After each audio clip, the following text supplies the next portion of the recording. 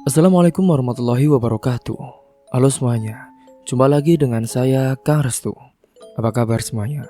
Semoga kalian selalu sehat, baik dan tentunya dimudahkan segala urusannya oleh Tuhan Yang Maha Esa. Amin. Seperti biasa kali ini Kang Restu akan menceritakan sebuah kisah horor. Dan sebelum masuk ke ceritanya, bagi kalian yang belum subscribe, jangan lupa klik tombol subscribe-nya. Klik lonceng notifikasinya serta like video ini agar kalian tidak ketinggalan cerita-cerita menarik dari channel ini. Oke, terima kasih. Dan langsung saja tanpa berlama-lama lagi, bagaimana kisahnya? Ini dia ceritanya.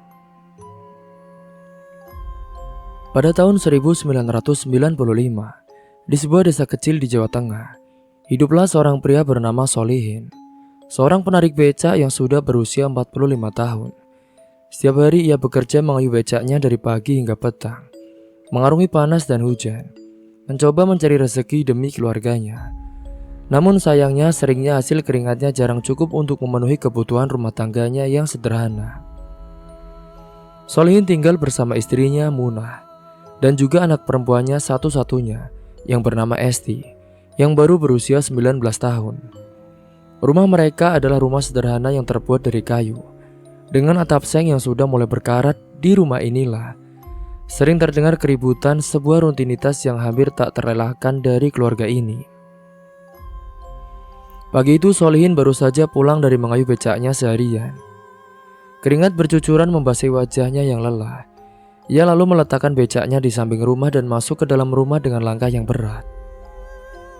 Istrinya Munah, yang baru saja pulang dari warung tempatnya bekerja sebagai pembantu, sedang merapikan rambutnya di depan cermin kecil yang terbuat dari kaca buram. "Dari mana saja, Kang? Gimana hasil narik becak sehariannya? Mana?" tanya Munah dengan nada tajam tanpa menoleh. Solihin menghela nafas panjang dan mengeluarkan beberapa lembar uang lusuh dari saku bajunya. "Ini hanya dapat segini hari ini.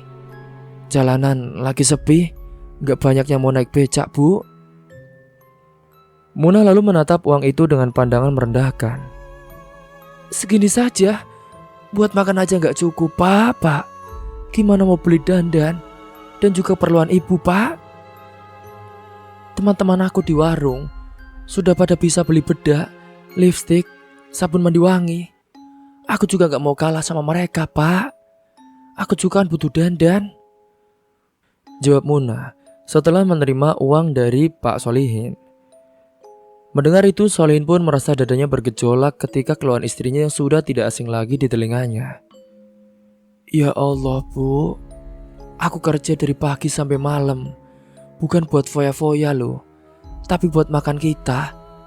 Apa kamu gak bisa sedikit bersabar, Bu?"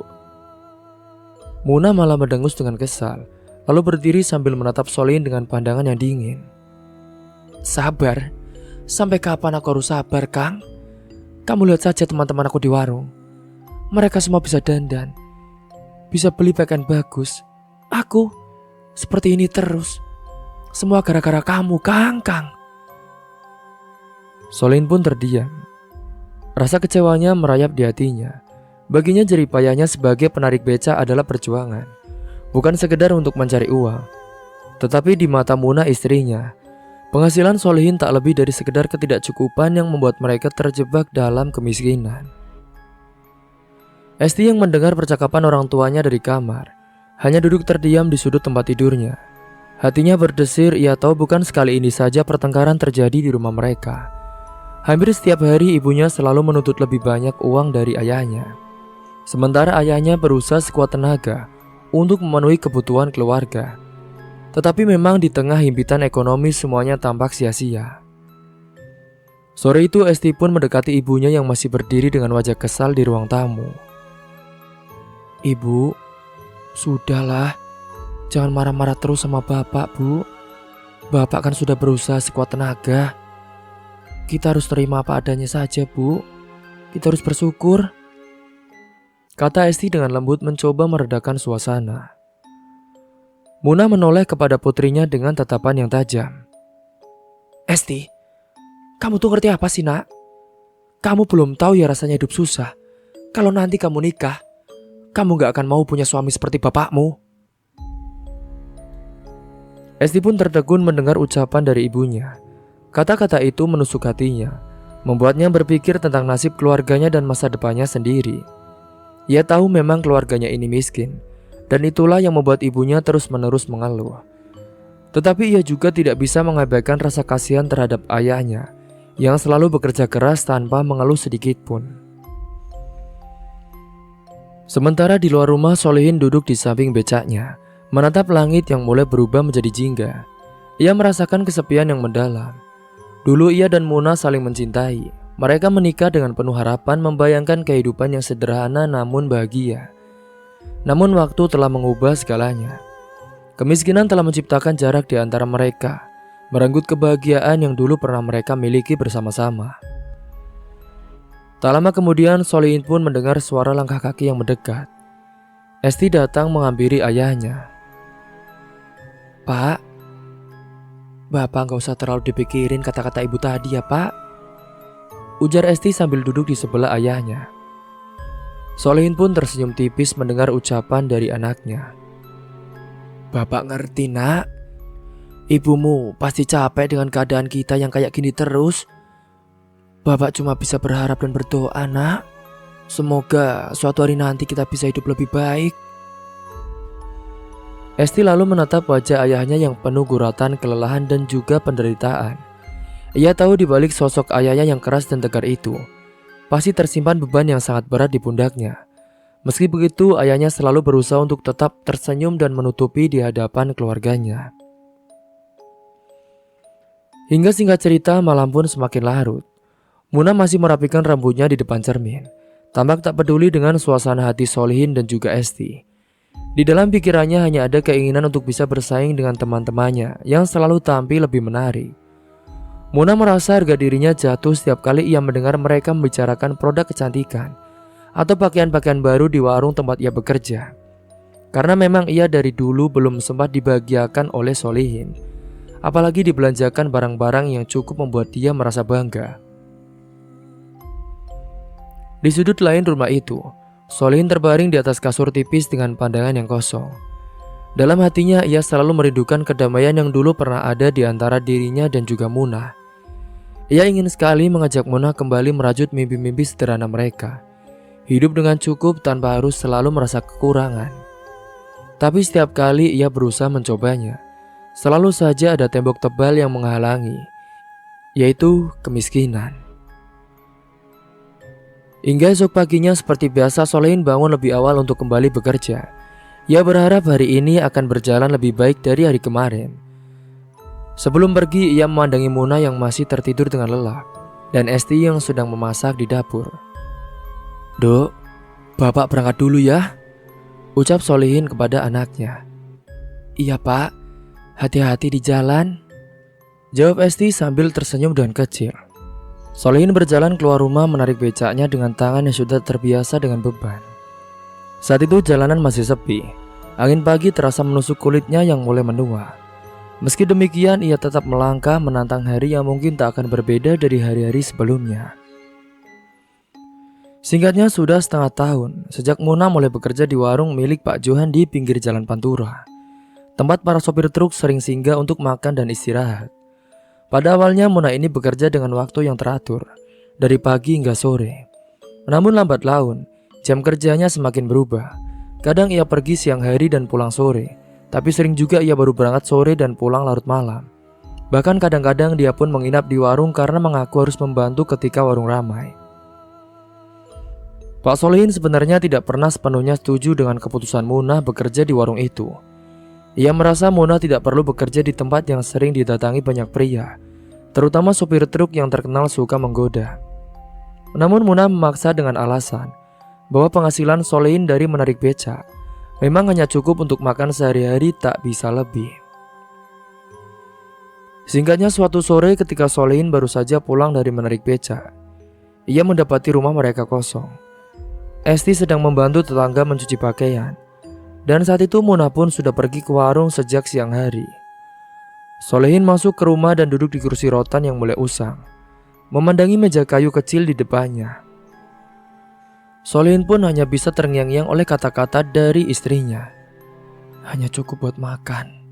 Kata-kata itu selalu terngiang-ngiang di kepalanya setiap kali ia memikirkan keadaan keluarganya. Ia bekerja sekuat tenaga namun hasilnya selalu pas-pasan. Tapi belakangan ini ada sesuatu yang mengganggu pikirannya, yaitu sifat perubahan dari istrinya, Muna. Muna yang dulu selalu mengeluh tidak bisa membeli barang-barang bagus, kini mulai tampil beda. Ia sering pulang dengan membawa barang-barang yang mahal dan juga tampak mewah. Ada lipstik dengan warna yang mencolok, bedak mahal, bahkan beberapa kali ia terlihat mengenakan pakaian baru yang jauh lebih bagus daripada yang biasa ia pakai. Solihin tidak bisa menahan rasa curiganya. Setiap kali ia bertanya dari mana Muna mendapatkan barang-barang itu, jawabannya selalu sama. Muna, kamu dapat dari mana barang-barang itu? Aku ya dapat dari hasil kerja di warung, Kang. Warungnya kan makin ramai, jadi ya aku dapat bonus dari Pak Johan. Kalau kerja keras, ya begini hasilnya, kata Muna dengan nada datar. Namun Solihin tidak sepenuhnya percaya. Warung kecil di pinggir jalan sekalipun ramai, rasanya tidak mungkin memberikan penghasilan sebanyak itu. Kecurigaannya semakin bertambah ketika suatu malam Muna pulang lebih larut dari biasanya. Saat itu jam sudah menunjukkan pukul 11 malam. Solihin pun sudah duduk di depan rumah menunggunya dengan gelisah. Begitu Muna sampai di depan pintu, Solihin langsung berdiri. Muna, dari mana saja kamu? Kenapa sudah jam begini baru pulang? Tanya Solihin dengan nada tegas. Muna terkejut mendapati suaminya menunggunya di luar, namun wajahnya tetap tenang.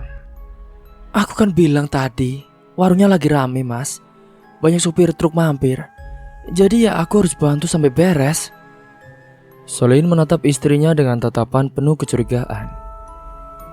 Memangnya setiap hari selalu rame dan selalu pulang larut begini? Aku gak suka kalau kamu kerja sampai malam ya Muna. Ini bukan cuma soal uang, tapi soal kamu, soal kita. Muna mendengus, wajahnya pun berubah menjadi kesal. Kamu ini ngerti apa sih, Kang? Aku kerja keras ya buat bantuin keluarga kita. Kalau cuma ngandelin kamu, kapan kita bisa beli barang yang layak? Hasil kamu kan cuma cukup buat makan doang. Aku paham soal itu, Muna. Tapi kenapa sekarang kamu punya barang-barang mahal? Dari mana semua itu kalau hanya dari bonus warung? Kata Solihin dengan nada yang cukup tegas. Muna terdiam sejenak, matanya melirik ke arah lain. Lalu ia menjawab dengan nada sinis. Sampean pikir aku gak bisa dapat lebih? Aku kerja keras. Dan Mbak Johan memang baik hati ya Kang. Sering kasih bonus lebih. Apa salahnya sih kalau aku beli barang yang aku suka? Solihin lalu menggeleng dengan pelan, hatinya tersayat-sayat. Bukan karena ia tidak percaya kepada istrinya, tapi memang karena firasat buruk mulai merasuk ke dalam pikirannya. Aku gak mau ya kamu kerja di tempat seperti itu lagi. Kita bisa hidup dengan apa yang kita punya ya. Tidak bisa. Sampean tidak bisa ya ngatur-ngatur aku kayak gini. Aku bahagia loh. Aku bisa cari uang sendiri. Pertengkaran malam itu berakhir tanpa solusi. Muna pun masuk ke kamar dengan langkah cepat, meninggalkan Solihin yang masih berdiri terdiam di depan pintu. Di dalam hatinya Solihin tahu ada sesuatu yang salah. Namun ia tidak punya bukti, hanya rasa curiga yang semakin hari semakin kuat. Waktu pun saat itu terus berjalan dan perubahan pada Muna semakin kentara. Ia semakin sering menghabiskan waktu di warung. Kadang pulang larut, bahkan beberapa kali menginap dengan alasan warung terlalu ramai. Solihin benar-benar menaruh rasa curiga kepada istrinya, terutama setelah ia mendengar bisik-bisik dari tetangga yang mengatakan bahwa Muna sering terlihat berbicara akrab dengan salah satu sopir truk yang sering singgah di warung. Singkat cerita, pada suatu malam saat Muna pulang lebih larut dari biasanya, Solihin pun seperti biasa memutuskan untuk bicara lebih tegas. Ketika Muna masuk ke rumah, Solihin sudah menunggunya di ruang tamu. Muna, duduk dulu. Aku mau bicara. Muna pun mengerutkan kening tapi menurut. Ia duduk di kursi dengan tatapan malas seolah enggan untuk berbicara. Ada apa lagi sih, Kang? Mau marah-marah lagi karena aku pulang malam? Aku cuma mau tahu yang sebenarnya ya.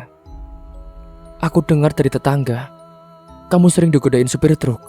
Apa benar? Ya ampun Kang. Kamu tuh jangan percaya sama gosip-gosip gitu. Kamu percaya aja sama omongan mereka. Udah, aku capek. Aku mau tidur, jawab Muna. Muna pun langsung melangkah masuk ke kamarnya. Lalu dia tertidur meninggalkan Solihin sendirian. Hingga singkat cerita, pada keesokan harinya, hari itu seperti biasa Solihin mengayuh becaknya dengan lelah di bawah terik matahari. Jalanan Pantura tak pernah sepi oleh kendaraan besar yang berlalu lalang, terutama truk-truk yang mengangkut berbagai barang dari satu kota ke kota lain. Solihin mencoba tetap fokus pada pekerjaannya, meskipun rasa cemas dan kecurigaan tentang Muna terus membayangi pikirannya. Sudah beberapa hari sejak pertengkaran terakhir mereka di rumah, di mana Muna dengan dingin mengabaikan semua kecurigaan Solihin. Tapi hari ini ada sesuatu yang akan mengubah segala-galanya. Ketika Solihin sedang menunggu penumpang di tepi jalan, matanya tak sengaja menangkap sosok yang sangat dikenalnya di seberang jalan. Itu adalah Muna, sedang berdiri di dekat sebuah truk besar dengan seorang pria. Solihin pun memicingkan matanya, mencoba memastikan apa yang dilihatnya. Jantungnya berdegup kencang saat melihat istrinya sedang berbicara dengan pria itu. Pria yang sering disebut-sebut oleh tetangga. Pria itu adalah salah satu sopir truk yang sering mampir di warung tempat Muna bekerja. Solihin memperhatikan dari jauh. Tubuhnya pun mulai gemetar oleh campuran emosinya, amarah serta kekecewaan dan rasa sakit yang sangat mendalam. Ia melihat istrinya tertawa bersama sopir itu. Lalu tanpa peringatan apapun, pria itu pun merangkul pinggang Muna dengan santai. Sepertinya mereka sudah terbiasa bersama-sama. Bahkan sampai dia pun mencium Muna. Muna tidak menolak, malah terlihat nyaman dalam pelukan pria itu. Ya Allah, Muna, desis Solihin dalam hati, tidak percaya dengan apa yang dilihatnya. Amarah yang telah lama tertahan kini meledak-ledak. Tanpa berpikir panjang, Solihin pun meninggalkan becaknya di tepi jalan dan berjalan cepat ke arah mereka. Ketika ia semakin dekat, ia tak lagi bisa menahan suaranya. Muna! Teriaknya dengan nada tinggi. Muna terkejut mendengar suaranya. Seketika wajah Muna pun pucat ketika melihat suaminya berjalan cepat menghampiri. Pria supir truk itu pun melepaskan rangkulannya dan menatap Solihin dengan tatapan bingung. Apa yang kamu lakukan, Muna? Tanya Solihin dengan marah. Sementara tatapannya penuh dengan rasa sakit melihat istrinya. Aku lihat semuanya ya. Kamu sekarang gak bisa lagi bohong sama aku. Muna pun menunduk. Kang, santai saja Kang. Ini bukan urusan yang besar kok Kang. Solihin pun langsung mengarahkan jarinya ke wajah pria itu.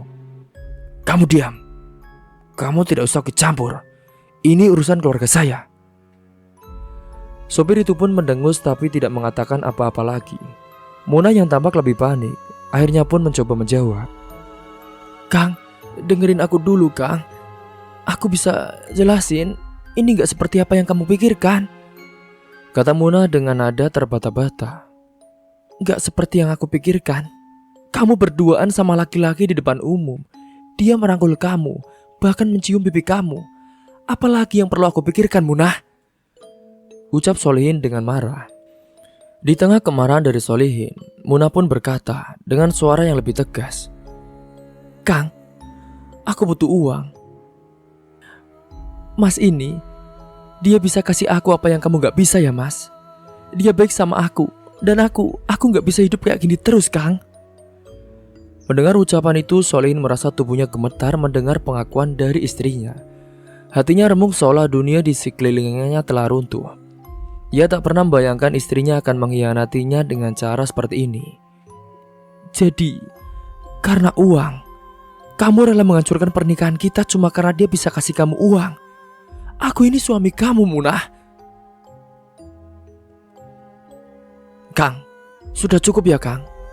Aku gak mau hidup susah terus. Aku capek hidup miskin. Sampai ngerti kan? Lebih baik aku mau kita cerai Kang. Kata-kata itu seperti petir yang menambar Solihin. Ia pun terdiam tak percaya dengan apa yang baru saja didengarnya. Cerai? Iya Kang, aku mau cerai. Dengan nafas yang masih tersengal, Solihin pun akhirnya berkata dengan nada yang dingin. Baiklah, kalau itu yang kamu mau. Tapi sebelum cerai benar-benar terjadi, aku tidak mau lihat kamu bermesraan sama dia lagi. Kamu masih istri aku, Munah. Munah menatap Solihin dengan pandangan tidak percaya. Aku gak akan biarkan kamu menghancurkan keluarga ini dengan cara seperti itu ya. Kita belum bercerai, Munah. Jangan kamu berani-berani melangkah lebih jauh ataupun bermesraan, bahkan berhubungan sebelum semua ini selesai secara sah. Munah terdiam sementara pria supir truk itu hanya mengangkat baunya. Bahkan kurang ajarnya lagi, Munah masih berpelukan dengan dia, menyender, dan bahkan supir truk itu tetap mencium pipi Munah, mencoba menenangkan Munah. Solihin yang hatinya kini terasa seperti dihancurkan, akhirnya berbalik dan berjalan menjauh meninggalkan mereka berdua di sana. Hingga singkat cerita, saat tiba di rumah, Solihin merasa semua tenaganya telah terkuras. Esti yang sedang di dapur mendengar suara pintu dibuka dengan keras dan segera keluar. Bapak, ada apa? Kok bapak terlihat marah sekali, Pak? Solihin hanya bisa menatap anaknya dengan mata yang penuh kesedihan. Ia tidak sanggup mengungkapkan apa yang baru saja terjadi. Bagaimana ia bisa memberitahu Esti bahwa ibunya telah berselingkuh? Bapak, gak apa-apa kok, Nak, jawab Solihin dengan lirih. Hingga malam itu Solihin pun duduk sendirian di ruang tamu, memandangi atap rumah yang seolah semakin rendah dan menyesakkan. Pikirannya terus berputar tentang keputusan Munah yang ingin cerai. Ia tahu ia tidak ingin perpisahan ini terjadi, meski Munah sudah berkhianat. Di dalam hatinya Solihin masih mencintai istrinya. Tapi di sisi lain, ada juga rasa penyesalan dan dendam ketika melihat istrinya diperlakukan seperti itu oleh orang yang telah membuat hatinya terasa hancur. Hari demi hari berlalu, dan Solihin semakin dihantui oleh rasa marah dan kecewa yang tak tertahankan. Munah bahkan sekarang sudah tidak pulang ke rumah selama hampir seminggu. Setiap hari Solihin menunggu dengan harap cemas berpikir bahwa istrinya akan pulang. Tapi kenyataannya Munah seperti menghilang begitu saja. Esti anak semata wayang mereka selalu bertanya tentang ibunya. Tapi Solihin pun tak pernah bisa memberikan jawaban yang memuaskan. Pak, ibu tuh kemana sih, Pak? Kok gak pulang-pulang? Tanya Esti dengan wajah penuh kebingungan suatu malam. Solihin pun hanya bisa terdiam, matanya memandang lurus ke depan dengan wajah muram. Ia tak bisa memberitahu anaknya yang sebenarnya, meskipun anaknya saat itu sudah cukup dewasa dan wajib tahu apa masalah sebenarnya. Ibu kamu lagi kerja, Nak? Mungkin sibuk? Sudah, kamu fokus sama kerjaan kamu saja. Tidak usah pikirkan masalah bapak dan ibu, ya? Tapi di balik kata-kata dari Pak Solihin, hatinya bergejolak. Solihin tahu bahwa Munah tak lagi sekedar kerja. Ia tahu kemana Munah pergi dan siapa yang membuatnya menjauh dari rumah, yaitu sopir truk itu. Pria yang sudah lama mendekati Munah, pria yang kini mengambil tempat di hatinya. Malam itu di puncak rasa sakitnya, Solihin pun mengambil keputusan yang akan mengubah seluruh hidupnya. Ia sudah tidak tahan lagi melihat Munah bermain-main di belakangnya. Dia pun harus mengambil tindakan. Dengan dipenuhi rasa amarah, ia meraih sebuah balok kayu besar, serta membawa benda tajam yang biasanya digunakan untuk menyangga atap dapur, dan juga senjata tajam untuk memotong kayu-kayu itu. Dengan genggaman eratnya dan penuh niat yang jahat dan gelap, Solihin pun keluar dari rumah dengan langkah yang berat. Balok kayu di tangan kanannya, serta benda tajam yang dia taruh di tangan kirinya. Dia pun berjalan lurus menuju warung tempat Munah biasa bekerja, tempat yang menjadi saksi dari pengkhianatan yang selama ini hanya ia dengar dari bisik-bisik tetangga. Ketika ia tiba di dekat warung itu, langkah Solihin pun semakin cepat. Dari kejauhan ia melihat lampu-lampu warung masih menyala. Meski malam sudah larut, Solihin mendekat dan dari balik pintu yang sedikit terbuka, ia melihat pemandangan yang membuat darahnya mendidih. Di salah satu sudut warung, Munah sedang duduk berdua dengan sopir truk itu begitu dekat, begitu mesra. Bahkan saat itu Munah pun hanya telanjang dada. Sopir itu merangkul pundak Munah dan Munah terlihat tertawa menikmati kebersamaan mereka, seolah-olah dunia di sekeliling mereka tidak ada. Seolah-olah Solihin tidak pernah ada di dalam hidupnya. Sopir itu terus mencubu Munah. Seketika sesuatu dalam diri Solihin pun pecah. Semua rasa sakit, semua penghinaan dan semua kecewaan yang ia pendam selama ini meledak menjadi amarah yang tak terkendali. Tanpa berpikir panjang, Solihin pun membuka pintu warung dengan keras dan melangkah masuk. Balok kayu di tangannya, yang niat hati dia hanya ingin mengancam istrinya agar dia pulang, tetapi sudah terangkat tinggi. "Munah!" ucap Solihin dengan suara menggelegar, membuat semua orang di warung itu menoleh ke arahnya. Munah dan sopir truk itu pun terkejut. Wajah mereka seketika berubah pucat ketika melihat Solihin berdiri di hadapan mereka. Wajahnya merah padam oleh amarah. "Munah, kamu pikir aku gak tahu apa yang kalian lakukan? Kamu hancurin keluarga kita. Dan kamu baru saja melakukan hal bodoh di depanku," ucap Solihin dengan nafas berat. Matanya pun melotot tajam ke arah pria itu. Pria itu mundur selangkah mencoba menenangkan Solihin. "Pak, kita bisa bicara baik-baik, Pak. Jangan pakai kekerasan." Namun Solihin yang sudah tak bisa lagi mendengar suara apapun, kepalanya dipenuhi oleh amarah yang telah membutakan. Dengan sekuat tenaga ia pun mengayunkan balok kayu itu ke arah sopir tersebut. Balok itu menghantam kepala pria itu dengan bunyi yang mengerikan. Munah pun berteriak kencang, namun semuanya sudah terlambat. Saat pria itu mencoba bangun setelah dihantam oleh balok itu, lalu Solihin pun menebas tangan dan kepala pria itu. Solihin melakukan itu dengan amarah yang sudah tak tersadarkan. Dia melepaskan benda tajam itu ke arah tubuh pria itu. "Kang, jangan Kang, stop!" teriak Munah dengan histeris, berusaha menarik lengan Solihin, tapi Solihin sudah terlalu dikuasai oleh nafsu setan. Dia pun mengayunkan balok itu lagi demi lagi, kali ini lebih keras serta menghantam dengan benda tajam yang telah dibawanya. Pria itu pun jatuh di lantai. Sekarang darah mengucur deras dari kepala pria itu dan tubuhnya. Dan dalam hitungan detik saja, tubuhnya pun terkulai tak bergerak.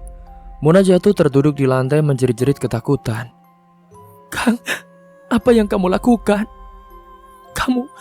Kamu bunuh dia." Namun Solihin tidak menjawab. Dia hanya berdiri di sana masih memegang balok yang kini penuh dengan darah. Matanya terpaku pada tubuh pria yang tergeletak di depannya. Kepalanya berputar, sulit baginya untuk mencerna apa yang baru saja terjadi. Ia tidak bermaksud untuk membunuh. Ia hanya ingin membuat pria itu pergi dari hidupnya dan Munah bisa pergi dan pulang ke rumahnya. Namun kini semuanya sudah terlambat. Warga yang mendengar teriakan Munah mulai berdatangan. Mereka berkumpul di luar warung, sebagian masuk untuk melihat apa yang terjadi. Bahkan beberapa dari mereka terkejut melihat pria itu sudah tak bernyawa. Sementara Munah masih menangis histeris di lantai dan Solihin berdiri dengan balok dan benda tajam di tangannya. "Pak Solihin, apa yang sudah kamu lakukan, Pak?" tanya salah satu warga dengan wajah yang ngeri melihat Pak Solihin memegang benda tajam dan balok itu, serta darah yang sudah mengucur di tubuh pria yang telah tewas itu.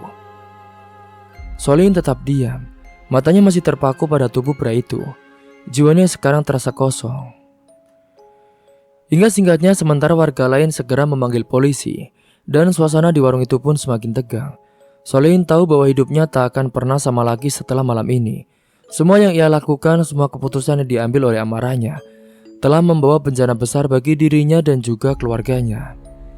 Ketika suara sirine polisi mulai terdengar di kejauhan, Solihin masih berdiri di sana di tempat yang sama, tanpa bergerak, dan balok di tangannya pun perlahan jatuh ke lantai dengan bunyi berdebam, seolah menandai akhir dari semuanya. Malam itu sirin polisi pun memecah keheningan di sekitar warung. Munah yang masih terduduk dengan air mata yang tak kunjung berhenti mengalir. Sementara saat itu warga pun sudah berkerumun di sekitar, menyaksikan kejadian yang baru saja mengguncang mereka. Polisi tiba dengan cepat menyisir area dan segera menahan Solihin yang tampak tak berdaya. Dia tidak melawan. Dia sudah tahu bahwa ini adalah akhir dari segalanya.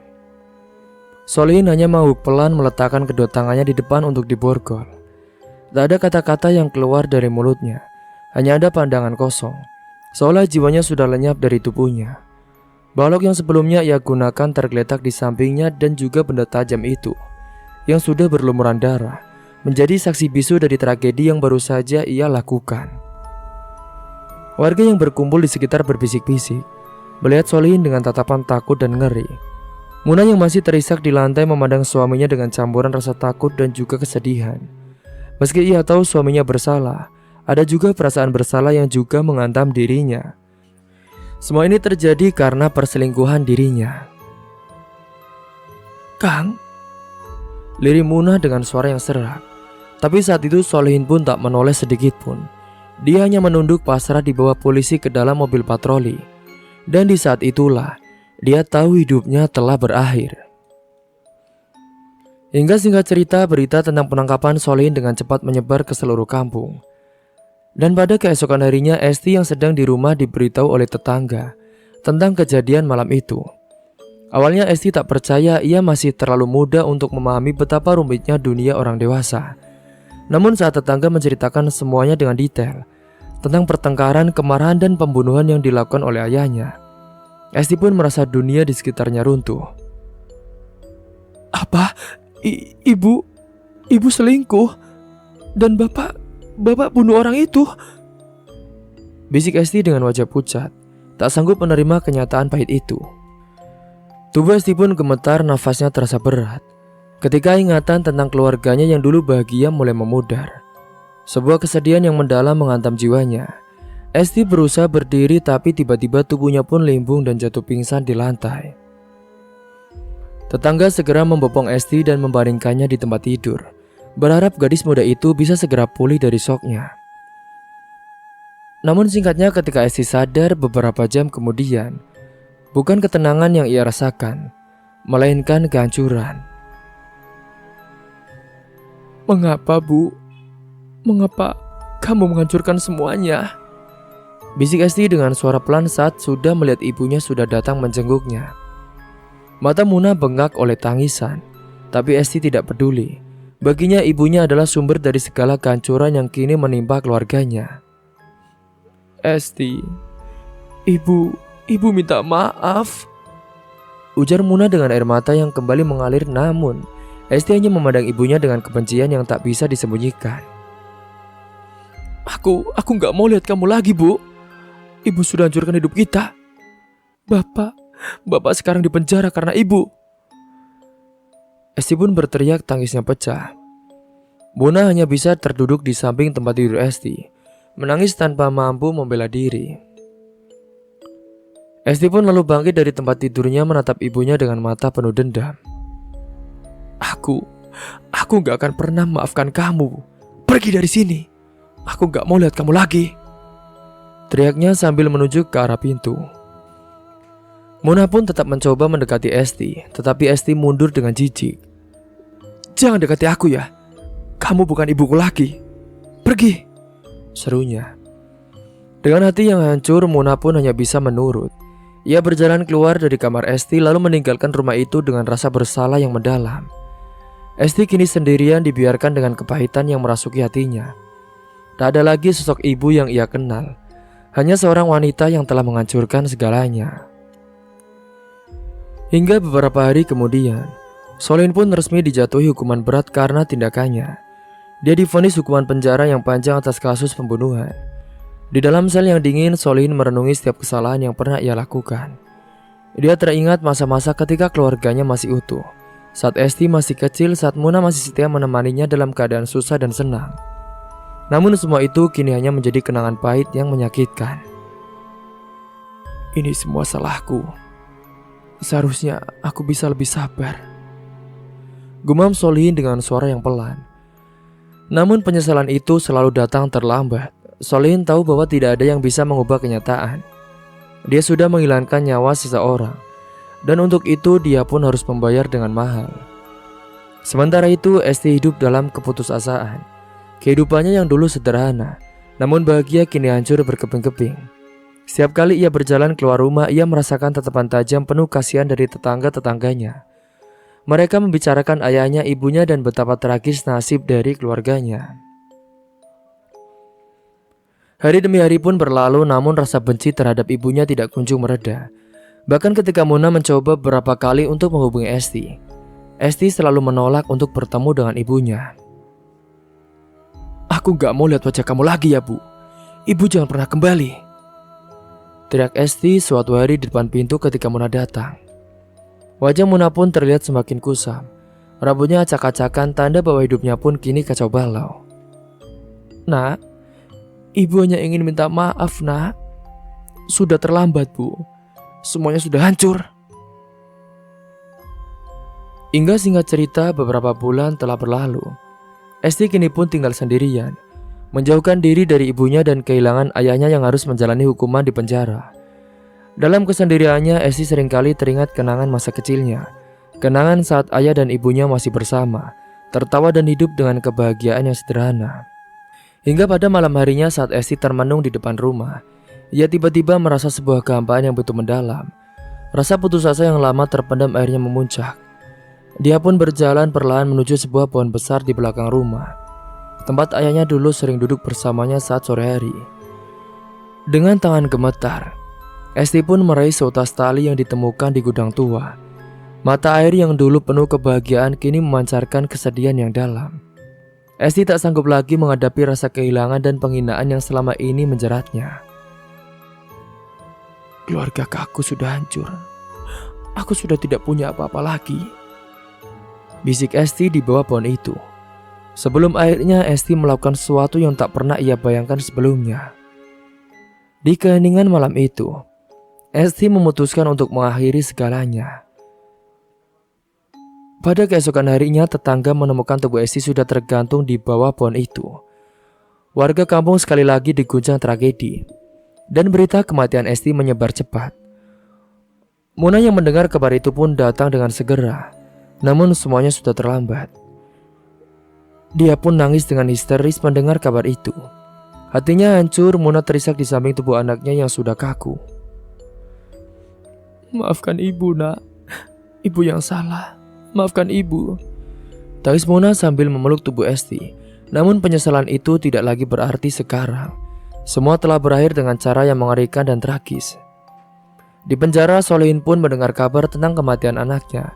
Dia tidak bisa berkata apa-apa, hanya duduk termenung di sudut selnya dengan pandangan yang kosong. Di dalam hatinya dia tahu bahwa semua ini adalah akibat dari perbuatannya, akibat dari putusan yang diambil dalam amarah. Dan setelahnya hari pemakaman Esti pun telah tiba. Suasana kampung itu begitu kelam.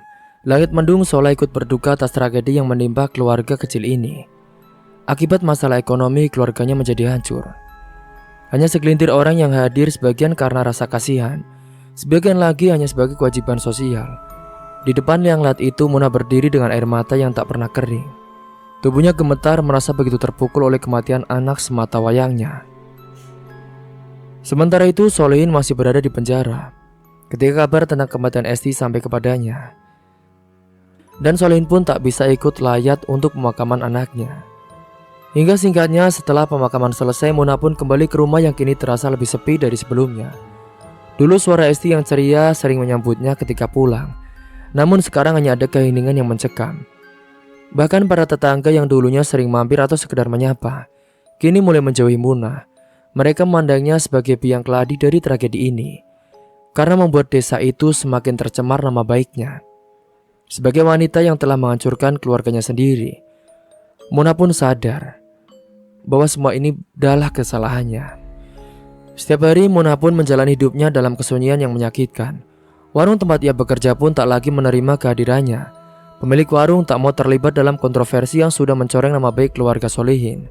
Sekarang Muna tak punya tempat lagi untuk pergi. Tak ada lagi orang yang peduli. Dan dalam keheningan malam itu, Muna pun hanya bisa berbisik dengan pelan dengan sendirinya. Maafkan aku, Esti. Maafkan aku, Kang. Semua ini salahku. Tapi permintaan maaf itu hanya bergema dalam kesunyian rumah yang tak lagi bernyawa. Seperti hidupnya yang perlahan-lahan tenggelam dalam kegelapan. Semoga kita semua bisa mengambil hikmah dan pelajaran dari cerita ini. Alangkah baiknya ketika kita punya masalah ekonomi, janganlah kita memaksakan dengan cara yang merugikan orang lain ataupun diri sendiri. Mungkin itu saja yang dapat saya sampaikan. Kurang lebihnya mohon maaf apabila ada salah kata atau penyampaian dalam cerita ini yang kurang berkenan bagi kalian semua.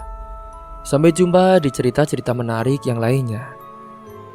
Oh ya, jika kalian punya cerita yang menarik, kalian juga bisa mengirimkannya kepada kontak yang sudah tertera di deskripsi bawah ini. Oke, terima kasih. Akhir kata, wassalamualaikum warahmatullahi wabarakatuh.